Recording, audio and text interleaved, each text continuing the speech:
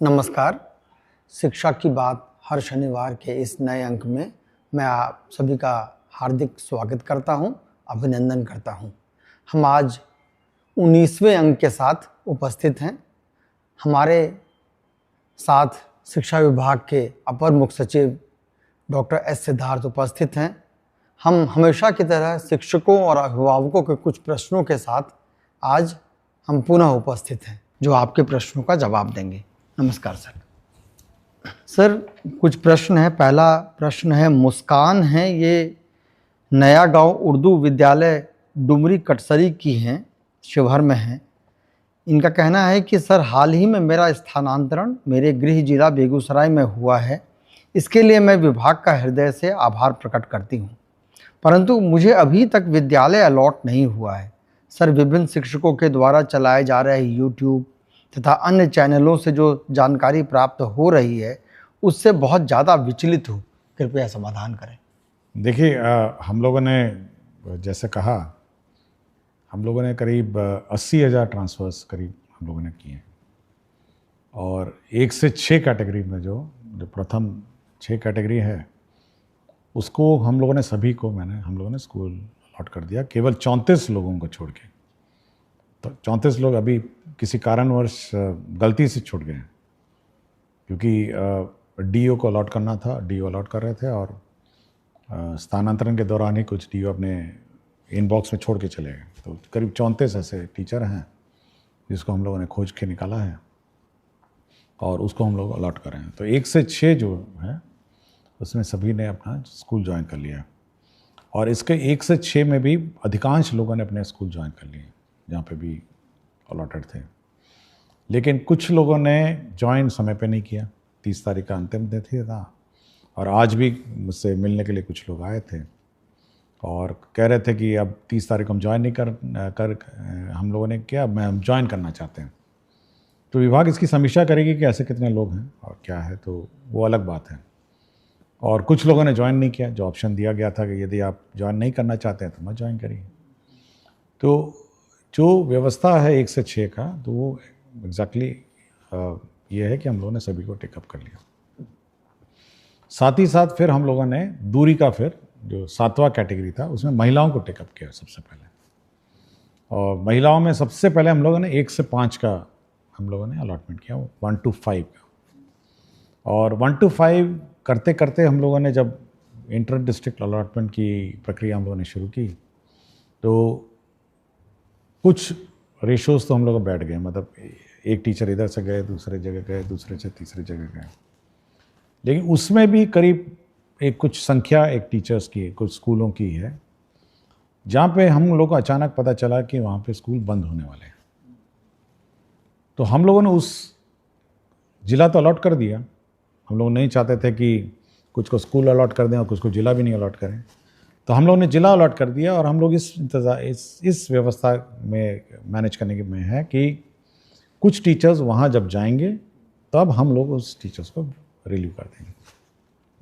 तो ये प्रक्रिया ऑनगोइंग है कि धीरे धीरे। और इसी में भी आपका जब आप देखेंगे कि हम लोगों ने TRE 3 में जो बचे हुए कैंडिडेट्स हैं उनका काउंसलिंग शुरू किया। उसके बाद डिलेड एमएड वाला जो केस मुकदमे से जो अभ्यर्थी आए हैं 150 और 1,500, वो भी आ रहे हैं। तो ये सब जो ज्वाइन करेंगे, तो ये सारे जो जहाँ पर एक संभावना थी कि टीचर्स मतलब स्कूल बंद हो जाएंगे, तो वहाँ पे पोस्टिंग करते हुए इनको रिलीव करेंगे। और मोस्टली ये जो 1 से 5 वाले टीचर हैं, ये बहुत ही पैनिक हो रहे हैं कि अब क्या होगा। तो ये जब आपको जिला ही अलॉट हो गया, तो आप थोड़ा वेट कर सकते हैं कि भाई हम लोग कोशिश कर रहे हैं कि पठन पाठन इफेक्ट ना हो, और टीचर्स पोस्टिंग के बाद आपको वहाँ से रिलीव कर देंगे, तभी हम लोग स्कूल अलॉट करेंगे। साथ ही साथ एक टीचर आपके यहाँ जाएगा और एक टीचर आप रिलीव हो जाएंगे। तो ये 7वां कैटेगरी हम लोगों ने ये किया है। और अब आप पूछेंगे कि 7वां पुरुष का क्या होगा। तो हम लोग ये वर्कआउट कर रहे हैं कि सबसे प्रथम जो लॉट होगा वो लॉट होगा जहाँ पर टीचर्स ज़्यादा हैं। जिन जिलों में वहाँ के पुरुषों को हम लोग जहाँ पे टीचर्स कम हैं उस ज़िले में शिफ्ट करेंगे। और आपको मैं जानकारी दे दूंगा कि जब 1 से 5 का आज हम लोगों ने PTR देखा, स्टूडेंट टीचर रेशो पूरे राज्य का, तो ऐसे भी ज़िले हैं जहाँ 13 बच्चों पर एक टीचर है, और ऐसे भी ज़िले हैं जहाँ 44 बच्चों पर एक टीचर है। मैं ज़िलों का नाम नहीं लूँगा, लेकिन ये इसको नॉर्मलाइज करना भी एक बड़ा चैलेंज हो गया है। तो हम लोग कोशिश में हैं कि जहाँ पर टीचर्स ज़्यादा हैं और जहाँ पर टीचर्स कम हैं, यदि पुरुषों ने वहाँ के लिए ऑप्ट किया है तो वहाँ पे हम लोग उनकी स्वेच्छा अनुसार वहाँ पे हम लोग ट्रांसफ़र कर देंगे। तो ये पुरुषों का एक्सरसाइज भी हम लोग कर रहे हैं, और फिर धीरे धीरे जो महिलाओं का भी इशू रह जाएगा, जो मतलब बाकी पुरुषों का रह जाएगा, तो ये इस पर निर्भरता रहेगी कि कहाँ पे टीचर्स कम हैं और कहाँ पे टीचर्स ज़्यादा हैं, उसके आधार पर उसको हम लोग टेकअप करेंगे। तो पुरुषों को हम लोगों ने नहीं छोड़ा, पुरुषों पर भी हम लोग एक्सरसाइज कर रहे हैं, और बीच बीच में यूट्यूब और फेसबुक और सोशल मीडिया अचानक पैनिक टीचरों में क्रिएट कर देते हैं कि लगता है अब ट्रांसफ़र रुक जाएगा। देखिए, हम लोग कंटिन्यूसली इस पर काम करते रहते हैं, और मेरी टीम है, मेरे ऑफिसर्स हैं, कंटिन्यूसली सबको एक काम दिया है। कुछ को पुरुषों का दिया है, कुछ को महिलाओं का दिया है, कुछ को 1 से 6 का जो इश्यूज़ हैं उसको सेटल करने का दिया है। तो ये पैनिक कभी नहीं होना चाहिए। और हम लोग का ऑफिशियल चैनल है, सरकारी चैनल है, हम लोग शिक्षा की बात करते हैं, और जब भी हम लोग प्रेस रिलीज़ करते हैं, एक ऑफिशियल प्रेस रिलीज, इसको इंटरप्रेट करने की कोशिश मत करिए। होता है कि अचानक आप इंटरप्रेट उसको करते हैं। हम लोगों ने जैसे ऐच्छिक स्थानांतरण दिया, ये एक ऑप्शन था, आप ऑप्शन मतलब चुनिए या नहीं चुनिए, लेकिन उसको इंटरप्रेट करने लगा कि लगता है कि अब ऐच्छिक स्थानांतरण होगा और कोई स्थानांतरण नहीं हुआ। ये कभी हम लोगों ने नहीं कहा ये बात। तो हमेशा देखिए, जब हम लोग प्रेस रिलीजेस देते हैं, आप थोड़ा इंतज़ार करिए, आप और इंटरप्रेट करने की कोशिश मत करिए। हमारा ऑफिशियल चैनल्स हैं जिस पर हम लोग अपना क्लैरिफिकेशन देते हैं, और हम चाहते हैं कि ये पूरी व्यवस्था ट्रांसपेरेंट हो और टीचर्स को जानकारी हो कि उनके साथ क्या हो रहा है। कोई बात हम छुपा के नहीं रखना चाहते कि भाई हम छुपा के रखे हुए हैं, और मतलब हम लोग अन्यथा बोलना नहीं चाहते। हमने आपको बता दिया कि 34 लोग, हम लोगों से गलती हो गई, छूट गया थे। हम लोग जिसको खोज के निकाले थे, जिनको 1 से 6 कैटेगरी में, जिनको जिला अलॉटेड है, स्कूल अलॉटेड नहीं है, कर रहे हैं। और जो लोग अब कुछ लोगों ने मुझसे पूछा, अचानक बहुत सारे मैसेजेस आए कि सर अंतर जिला वाले को तो आपने पास कर दिया और बाहर वाले जिले को आपने छोड़ दिया। देखिए, टीचरों को समझना भी ये चाहिए। देखिए, सीनियरिटी जब टीचरों की लिखी जाती है, तो जब आप किसी अन्य जिले में जाते हैं तो आपकी सीनियरिटी उस जिले के टीचरों के सीनियरिटी सबसे नीचे हो जाती है। ये भी समझना चाहिए। और प्राथमिकता हमेशा उस जिले के अंदर इनसाइडर टीचर की है, और आपकी प्राथमिकता उसके बाद आती है, क्योंकि आप उस जिले के अंदर जा रहे हैं। तो अचानक ये भी पैनिक हो गया कि देखिए, उसको तो कर दिए, हमको छोड़ दिए, हमको टेकअप किए तो उसको छोड़ दिए। तो हम लोग एक फार्मूला से चलते हैं और एक सिस्टम से चलते हैं। हम लोग कोई मतलब रैंडम नहीं करते हैं, और निर्णय भी रैंडम नहीं होते। उसकी पॉलिसी होती है कि देखिए, हम लोगों ने विद इन डिस्ट्रिक्ट है, इनको ऐसे ट्रीट किया, आउटसाइड डिस्ट्रिक्ट है क्योंकि उनकी प्राथमिकता नीचे है, सबसे नीचे है, उनको हम लोगों ने ऐसे ट्रीट किया। तो ये सब हम लोग देखते हैं। तो कभी भी टीचर को ये नहीं सोचना चाहिए कि हम पक्षपात करते हैं या कोई रैंडम व्यवस्था करते हैं। हम लोग जो ट्रीटमेंट किसी एक कैटेगरी टीचर के साथ करते हैं, वही ट्रीटमेंट हम लोग बी कैटेगरी टीचर से। और कोई हम लोग मतलब इसका गलत इंटरप्रिटेशन किसी टीचर या किसी सोशल मीडिया में, जो हमारे टीचर्स ग्रुप बहुत सारे हैं, उनको नहीं करना चाहिए। आप पूछ सकते हैं, विभाग से पूछ सकते हैं, बहुत सारे पदाधिकारी हैं, डायरेक्टर हैं, डीईओ हैं।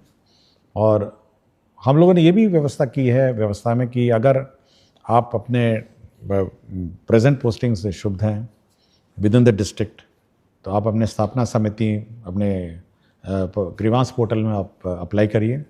और ग्रीवांस पोर्टल डीईओ देखते हैं, आरडीडी देखते हैं, और हम भी देखते हैं, और मॉनिटरिंग उसकी होती है। और जिला स्थापना जो समिति है, जो डिस्ट्रिक्ट की कमेटी है, वो अगर आपको कोई विशेष समस्या हो, मतलब बहुत ही विशेष समस्या हो, एनमास तो नहीं ले सकते, अचानक फिर से 10-20 हज़ार का शुरू नहीं कर सकते, लेकिन आपको कोई विशेष समस्या है, आपकी सुनवाई करेगी और आपके समस्या का समाधान करेगी। और मैं बार बार यही बात कहता हूँ, और हर फोरम पे यही कहता हूँ कि टीचर्स की सुविधा तो हम लोग कंसिडर करते हैं, लेकिन बच्चों की असुविधा हम लोग मतलब क्रिएट नहीं करना चाहते हैं। हम लोग ऐसी व्यवस्था नहीं क्रिएट करना चाहते हैं जहाँ पे स्कूल बंद हो जाएं, पढ़ाई पाठन अफेक्टेड हो जाए, या फिर मैथ्स टीचर चले जाते हैं तो मैथ्स टीचर अब नहीं है तो क्या करेंगे, साइंस टीचर अचानक ट्रांसफ़र हो गए तो क्या करेंगे। तो वैसी व्यवस्था हम लोग नहीं चाहते हैं। हम लोग चाहते हैं कि बच्चों की पढ़ाई जो है, शिक्षा विभाग की प्रायोरिटी बहुत ही क्लियर होना चाहिए, शिक्षकों को भी, अभिभावकों को भी, कि शिक्षा विभाग की सबसे प्रथम प्रायोरिटी शिक्षा व्यवस्था में सुधार और शिक्षा व्यवस्था को सुदृढ़ करने का। ये बिल्कुल टीचर लोग भी अपने दिमाग में बैठा लें और हम भी अपने दिमाग में बैठा चुके हैं। उसके बाद आता है हमारे टीचर्स का कंफर्ट और अपने टीचर्स की सुविधा। ये ऊपर ओवरराइड नहीं कर सकता है कि हम अचानक टीचरों को रिलीव कर दें और स्कूल बंद कर दें। नो, ये हम लोग नहीं कर सकते। शिक्षा व्यवस्था, सरकार 22% बजट इसलिए देती है कि हमारे बच्चे पढ़ें, हमारे बच्चों को अच्छी पढ़ाई हो, और इसीलिए सरकार ने बहाल किया है विभिन्न स्कूलों के लिए टीचर्स की पढ़ाई सुचारू रूप से चले। हाँ, आप लोगों को कठिनाई हुई है, बहुत सारे पोस्टिंग रैंडम पूर्व के सालों में हुए हैं। हम लोग उसको रिजॉल्व करने की कोशिश में लगे हैं, और इसमें पेशेंस होना चाहिए और थोड़ा सब्र करना चाहिए टीचरों का। अगर किसी का कोई इशू है तो उसकी सुनवाई होगी और उसका रिजॉल्व होगा, लेकिन अचानक पैनिक नहीं होना चाहिए कि अचानक कोई अब नहीं, ये नहीं होगा, वो नहीं होगा। ये थोड़ा पैनिक टीचरों में नहीं होना चाहिए। आपको अपने पठन पाठन में ध्यान दीजिए और धीरे धीरे आपकी एक एक बात की सुनवाई होगी, और जहाँ तक यथासंभव, मैं बात बोलता हूँ, यथासंभव हम लोग आपका ख्याल रखेंगे, लेकिन आप अपने शैक्षणिक व्यवस्था और पढ़ाई व्यवस्था सुदृढ़ रखें और यह सुनिश्चित करें कि आपके विद्यालय में पढ़ाई। बहुत बहुत धन्यवाद सर। मैडम मुस्कान के माध्यम से ही, सवाल के माध्यम से ही आपने बहुत विस्तार से बताया है, और मुझे लगता है कि बाकी शिक्षकों के लिए भी ये बहुत लाभप्रद है। सर, दूसरा प्रश्न है, प्रिंस तिवारी हैं, वैशाली जिला के पातेपुर ब्लॉक के, ये संस्कृत के अध्यापक हैं। इनका कहना है कि संस्कृत में मैं बच्चों को आगे बढ़ता देखना चाहता हूँ, पर उन्हें लगता है कि संस्कृत से उनका कुछ नहीं होगा, जबकि संस्कृत के पाठ्यक्रम में वेद मंत्र, वैदिक साहित्य और वेदांत हैं। ज्ञान, संस्कृत, दर्शन और वैज्ञानिक चेतना वाली भाषा संस्कृत से बच्चों को कैसे जोड़ा जाए, मार्गदर्शन चाहता हूँ। देखिए, आपको जानकारी होगा, हम लोगों ने संस्कृत बोर्ड के अध्यक्ष की भी नियुक्ति हाल ही में की है, और हम लोग डिस्कशन भी कर रहे थे। कल की बैठक में मैं बात भी कर रहा था कि कैसे संस्कृत शिक्षा को और सुधार किया जाए, और यह सबसे पुरानी हमारी भाषा है, और हमारे धर्म ग्रंथ भी इसी भाषा में लिखे गए हैं, हमारे वेद और पुराण जो भी कही गई है, और बहुत सारी भाषाओं की ये मतलब ये बेस भाषा है, मतलब इस पर बहुत सारी भाषाएं हैं इस देश की, इसके ऊपर बनाई गई। इसलिए ये बहुत ही हमारे लिए मतलब इम्पॉर्टेंट भाषा है, और हम लोग के दिल के करीब है, ये इम्पॉर्टेंट है। और एक तो जैसे बहुत सारे वेद मंत्र और ये सब में तो है ही है, लेकिन बहुत सारी सरकारी नौकरियों में भी आजकल संस्कृत एक बहुत इम्पॉर्टेंट, यूपीएससी में है आपकी संस्कृत भाषा है, आर्मी में बहुत सारे नौकरियां हैं, साथ ही साथ शैक्षणिक संस्थाओं में भी ये संस्कृत भाषा में नौकरियां हैं, और साथ ही साथ ये बहुत ही कंप्यूटर फ्रेंडली भाषा है। ये इतनी मैथमेटिकल है कि ये कंप्यूटर फ्रेंडली भाषा है, इसलिए बहुत सारे मैं कहीं पढ़ रहा था कि कुछ लोग नासा में भी संस्कृत पे पेपर लिखे हैं, मैं जस्ट पढ़ रहा था। लेकिन ये बहुत ही महत्वपूर्ण भाषा है, और ये हम लोग के दिल के करीब, और ये बहुत ही आदर से हम लोग को इसको पढ़ना चाहिए और इंटरेस्ट लेना चाहिए। शुक्रिया सर। एक हैं पुनीता कुमारी, राजकीय मध्य विद्यालय कोटवा गोपालगंज की हैं। इनका कहना है कि सर्वप्रथम आपके द्वारा किए गए बेहतरीन कार्यों हेतु आपको साधुवाद दे रही हैं सर। महोदय, आपके द्वारा अभिभावक गोष्ठी को लेकर एक कैलेंडर जारी किया गया है जो बेहद सराहनीय और प्रशंसनीय है। महोदय, क्या उक्त कैलेंडर को सभी विद्यालयों के सूचना पट पर लगाया जा सकता है, जिससे कि अभिभावकों को पूर्व से ही गोष्ठी के संबंध में सूचना मिल सके? यह अत्यंत लाभकारी सिद्ध होगा। ये अच्छा सुझाव है। हम लोग कोशिश करेंगे कि जो भी नोटिस बोर्ड है उसमें अगला अभिभावक गोष्ठी का डेट अंकित रहे, ताकि अभिभावकों को पता चल जाए कि ये गोष्ठी का अगला तिथि है, और सभी लोग अभिभावक और कोशिश भी करेंगे, देखते हैं, ट्रायल लेते हैं कि सभी को SMS, क्योंकि कुछ अभिभावकों का फ़ोन नंबर भी हैं, कोशिश करते हैं कि SMS से भी खबर कर दें कि अगला अभिभावक, अभी बच्चे का अगला अभिभावक गोष्ठी फलाना है, भाग लें, ये भी कोशिश करते हैं। लेकिन अच्छा सुझाव है कि अभिभावक गोष्ठी की सूचना अच्छी तरह दी जाए। बहुत उपयोगी है सर। एक शिक्षक ने पूछा है कि आदरणीय ACS महोदय, वोटर सत्यापन के कार्य में विद्यालय के 80-90% शिक्षक लग गए हैं। ऐसे में जो विद्यालय में रह गए हैं उन्हें बहुत कठिनाई हो रही है। कई विद्यालयों में मात्र एक ही शिक्षक है। ऐसे में विद्यालय का संचालन कैसे करेंगे, इस पर कोई दिशा? देखिए, इलेक्शन का कार्य महत्वपूर्ण कार्य है, और ये पीपल्स रिप्रेजेंटेशन एक्ट से गवर्नड है, इसलिए उसके बारे में मैं कोई टिप्पणी नहीं करूँगा। लेकिन मैंने सभी DOs को कहा है कि वो मॉनिटर करें हर स्कूल्स को, जहाँ पे भी टीचर्स अपने वोटर लिस्ट पुनरीक्षण कार्य में व्यस्त हैं, तो अन्य अगल बगल के स्कूलों में से टीचर्स को लगा के डिप्यूट करके संचालन करेंगे, और ये सुनिश्चित करेंगे कि शैक्षणिक कार्य प्रभावित नहीं हो, क्योंकि आगे फिर इलेक्शन भी है, उसमें भी हो सकता है ये सब कार्य प्रभावित होगा। और साथ ही साथ RDD को भी कहा गया है कि आप मॉनिटर करिए कि ऐसा ना हो कि सारे के सारे टीचर वोटर लिस्ट वेरिफिकेशन में चले जाएं और शैक्षणिक कार्य प्रभावित हो। अगल बगल पंचायत में, उसी पंचायत के टीचरों को डिप्यूट करके उसको काम शुरू किया जाए और सुनिश्चित किया जाए कि शैक्षणिक कार्य प्रभावित हो। शुक्रिया सर। एक सतीश कुमार हैं, ग्राम पिपरा धुकराहा, रामनगर, पश्चिम चंपारण के। ये निवासी हैं सर। इनका कहना है कि इनके 2 बच्चे हैं, पिपरा धोकराहा रामनगर में ये पढ़ते हैं। महाशय, आजकल अत्यधिक गर्मी के सीज़न में भी किसी कक्ष में पंखा नहीं लगवाया गया है, जिसकी वजह से हमारे बच्चे की तबीयत खराब हो जाती है। अतः महाशय से निवेदन है कि विद्यालय में पंखा। देखिए, हम लोगों ने सभी हेडमास्टर्स को 50,000 रुपये दिया था, लास्ट ईयर भी दिया और इस साल भी दिया। ये इसीलिए दिया था कि पंखा लगाइए और तार खींच के पंखा लगाइए, स्विच लगाइए। ये बिल्कुल स्पेसिफिक डायरेक्शन है, क्योंकि ये मुख्यालय से हम लोग कुछ नहीं कर सकते। हम लोगों ने सभी को पैसे दे दिया कि भाई आप पंखा लगाइए, और अब ये भी कहा कि गर्मी सीज़न के शुरुआत में ही आप लगाइए। अब ये क्यों ये लापरवाही ये हेडमास्टर साहब ने की है, इसकी मैं जांच करवाता हूँ, क्योंकि मैंने सुनिश्चित किया था कि आप गर्मी शुरू होने से पहले सारे कमरों में पंखा कितना दाम होगा, 5,000 से ज़्यादा का क्या होगा, तार वार लगाना है, स्विच लगाना है। अब 50,000 मैंने दिए हैं सारे स्कूल को, 2 बार दे चुका हूँ मैं। तो ये मैं चेक करता हूँ कि हेडमास्टर ने क्यों नहीं किया, और ये बिल्कुल स्पष्ट है। मतलब मैं बाकी अभिभावकों को कह रहा हूँ कि ये हेडमास्टर को पैसा दिया गया है पंखा लगाने के लिए, स्विच तार सबके लिए। Thank you sir. ये एक मनीष कुमार हैं, वर्तमान में अररिया जिले के नरपतगंज ब्लॉक के उत्क्रमित उच्च विद्यालय मिर्दौल में PGT केमिस्ट्री के शिक्षक हैं। इन्होंने कहा है कि मैंने अपनी पढ़ाई IIT पल्लाक्कड़ केरला से की है। उसके पश्चात PW कैरियर पॉइंट जैसे बड़े कोचिंग संस्थानों में केमिस्ट्री फैकल्टी के रूप में 1 लाख रुपए से अधिक की महीने की सैलरी छोड़कर सरकारी विद्यालय में शिक्षण प्रारंभ किया, ताकि आर्थिक स्थिति से जूझ रहे बच्चों के JEE नीट जैसे परीक्षा को पास करने में बाधा न आए। लेकिन वर्तमान स्थिति यह है कि यहाँ फिजिक्स और मैथमेटिक्स के PGT शिक्षक ही नहीं हैं, जिसके चलते टीम वर्क हो नहीं पा रहा है, साथ ही अन्य परेशानियों का भी सामना करना पड़ रहा है। अतः मेरा उद्देश्य पूरा नहीं हो पा रहा है। तो क्या मुझे BSEB फ्री कोचिंग ज्वाइन करने का आदेश और स्वीकृति विभाग से मिल सकता है?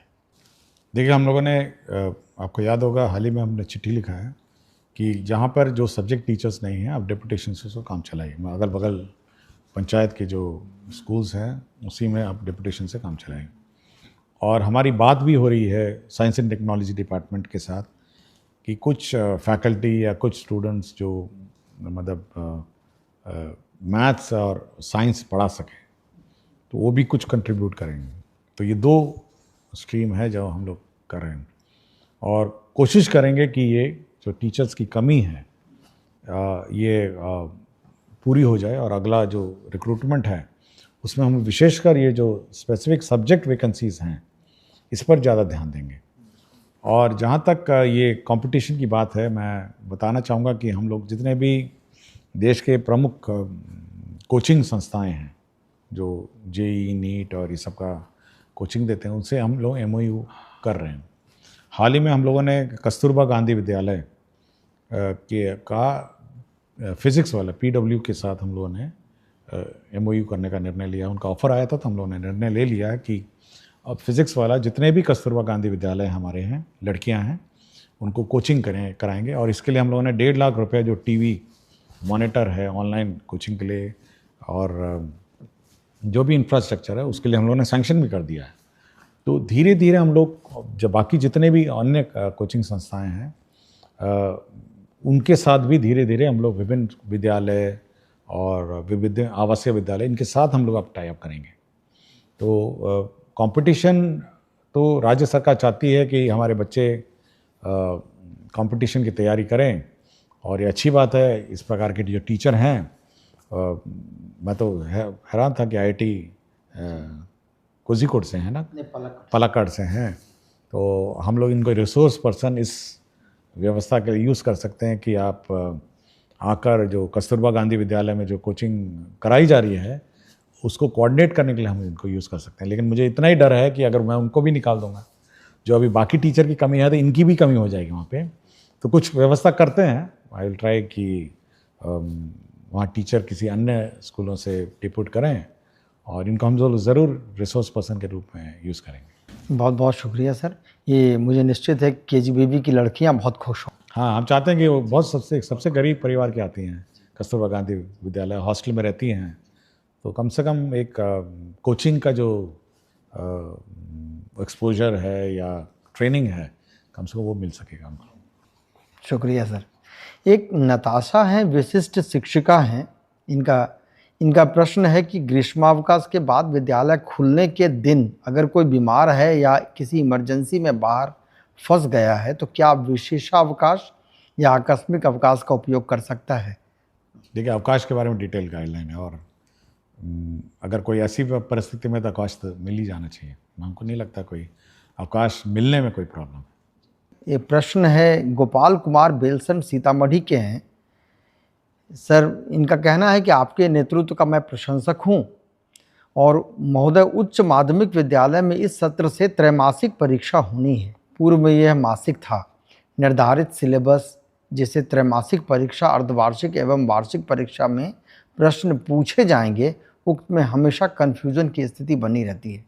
कृपया आधिकारिक सिलेबस माहवार उपलब्ध कराया जाए। ये हम लोग परीक्षा जब त्रैमासिक होगी तो उस पर्टिकुलर सिलेबस को हम लोग वो भी डिक्लेयर करेंगे कि इस सिलेबस से त्रैमासिक होगी। तो ये CRT आपको कम्युनिकेट करेगा कि इस सिलेबस से आपकी परीक्षा होगी। ऐसा नहीं हो कि डेट निर्धारित है लेकिन सिलेबस निर्धारित है। ये स्पेसिफिक हम लोग निर्धारित करें। बहुत यूज़फुल है सर। एक शिक्षक पूछ रहे हैं कि विभाग से लेकर विद्यालय तक सूचनाओं का सही तरीके से प्रसार नहीं होने पाने के कारण कई बार विद्यालय स्तर पर कार्य बाधित होता है। सर, क्या विभाग कोई ऐसा तरीका ढूंढ रहा है जिससे सूचना एक जैसा सभी विद्यालय तक पहुंचे और सही काम हो सके? देखिए, हम लोगों ने सभी विद्यालयों में टैबलेट भेजा है और बहुत सारे विद्यालयों में पहुंच भी गया है। मेरे ख्याल से 3-4 दिन में और भी पहुंच जाएगा। देखिए, ये बहुत विशेष प्रकार का टैबलेट है। ये नॉर्मल जो हम लोग यूज़ करते हैं उससे हल्का सा भिन्न है। वो इसलिए भिन्न है कि इसमें वही सॉफ्टवेयर लोड हो सकता है जो मुख्यालय से आपको निर्देशित होगा, अन्यथा वो सॉफ्टवेयर अपने डिलीट हो जाएगा। पहले तो ये है। दूसरा है, ये हमारे सेंट्रल सर्वर से लिंक्ड है। जो टैबलेट है ये बिल्कुल हमारे सेंट्रल जो मैसेजिंग सिस्टम है उससे लिंक्ड है और मुख्यालय से जैसे ही हम इसमें पत्र डालेंगे वो आपके टैबलेट में नज़र आ जाएगा। या मुख्यालय से हम कोई भी सूचना देंगे तो हर स्कूल में अपने आप पहुंच जाएगा।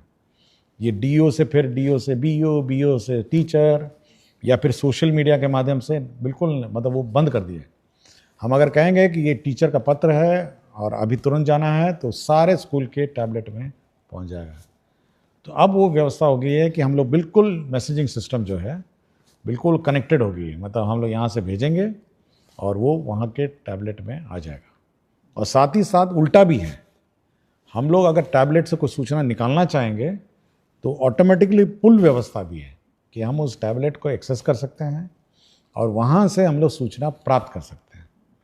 तो ये 2 वे कम्युनिकेशन है, वो टैबलेट है और बहुत महत्वपूर्ण डिवाइस है। ऐसा नहीं है कि वो कोई नॉर्मल मोबाइल फ़ोन की तरह की, ये कम्युनिकेशन डिवाइस है और ये लिंक करता है हमारे मुख्यालय के सेंट्रल सर्वर को, डीओ को, बीओ को और टीचर को।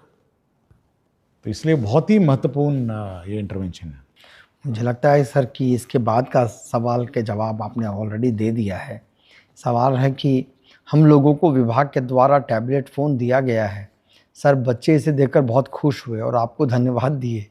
सर अब इस टैबलेट का करना क्या है? नहीं, ये बच्चों के लिए नहीं था। नहीं, ये बच्चों के लिए नहीं है बिल्कुल।